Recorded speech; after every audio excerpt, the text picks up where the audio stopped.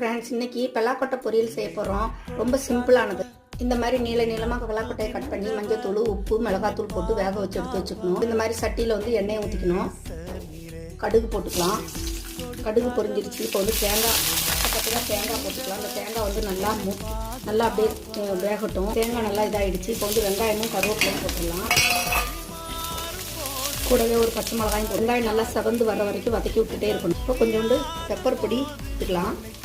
இப்போ பெப்பர் பொடியும் நல்லா கிளறி விட்டுருவோம். இந்த வெங்காயத்தோடையே வெங்காயம் நல்லா வதங்கிடுச்சு. இப்போ இந்த பலாப்பட்டையை போட்டு விட்டுருவோம். இப்போ வந்து பலாப்பழம் சீசனு. உங்களுக்கு பலாப்பட்டை கிடைச்சா சேர்த்து வச்சு ஒரு 15-20 பலாப்பட்டை கிடைச்சா தொலியெல்லாம் எடுத்துட்டு இந்த மாதிரி செஞ்சு சாப்பிடுங்க. ரொம்ப டேஸ்டானது, ருசியானது. கூடவே ஒரு மோர் குழம்பு இருந்தாலோ இல்லை ரசம் இருந்தாலோ போதும்.